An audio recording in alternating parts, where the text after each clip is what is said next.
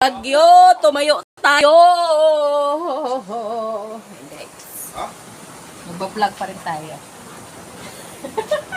Hello guys! Hindi natin kami ginagawa nila. Hello guys! Ang gwapo ko guys, no? Pagkisya ng ano. Ng leeg ng kabayo. Dinosaur pa.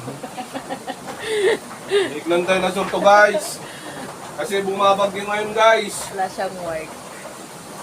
Kaya silipin natin yung labas guys. Kung anong itsura. Lakas pa rin ang ulan. Ilang araw na since long Friday. Mas malala po ito. Mas maulan po siya. Mas mahangin. Ayan yung tubig na rin sa baba. Sa creek po yan.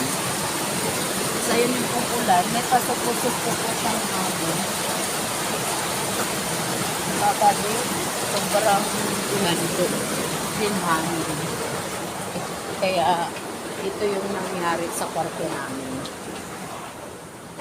Yung kwarto namin guys, nag-ano po siya, natanggal yung bigla siyang natanggal yung wallpaper na nilagay ko dyan. Kaya pala natanggal siya kasi madami na pala siyang tubig na naiipon dun sa ilalim ng wallpaper. So, ganyan po ang nangyari. Ayan, puro po yan dyan, pamunas, lahat. Kama ko, basang-basa. Buti, gising kami that time nung nalaglag. Kasi kung tulog pa kami, Diyos ko, siguradong basang-basa kami. Ayan, may batsa din dyan kasi dyan yung dalabox. Ayan, sobra. Yung kama ko, basang-basa po yan. Ayan po, ang tindi ng turo dito guys sa loob ng bahay ko. Sa kwarto po namin yan guys, yung garage. Basang-basa po yung mga durabox ko.